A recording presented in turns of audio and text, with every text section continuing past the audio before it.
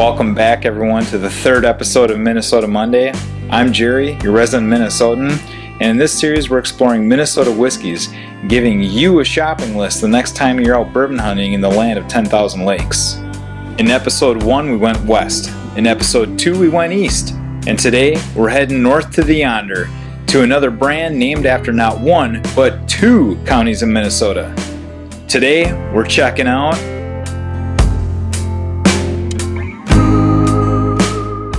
This was actually the first Minnesota bourbon I ever owned.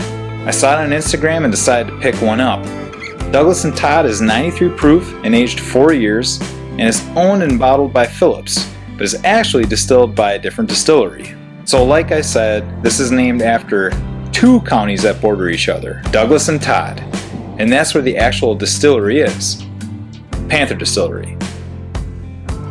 Douglas comes from Stephen A. Douglas, who was a politician who ran against Lincoln and has no relation to Minnesota. So that's kind of boring. And Todd County is named after John Baines Smith Todd, who was in command of a fort there. So a little bit better of a story.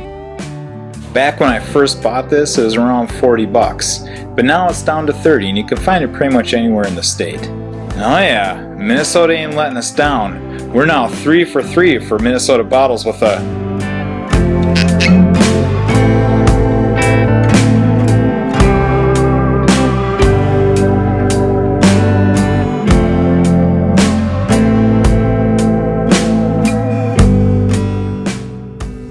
On the nose I'm getting corn, molasses, and almost a wine barrel note.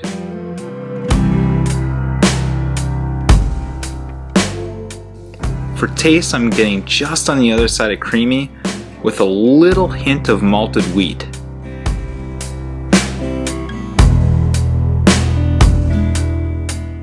So this gets a little interesting. I had mentioned that when I first bought this bottle it was $40, but now it's down to around $30. It's actually quite the impact to the score. If this bottle had stayed around $40, I probably would have scored it a 2. Not because it's bad, but just at that price, it's a little spendy for what you're getting. But because this is now available at $30, this gets a 3.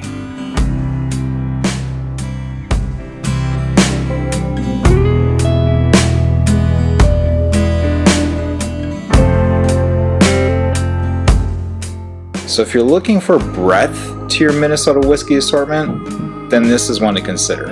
But if you only have room on your shelf for one Minnesota whiskey, you might want to look into other options first.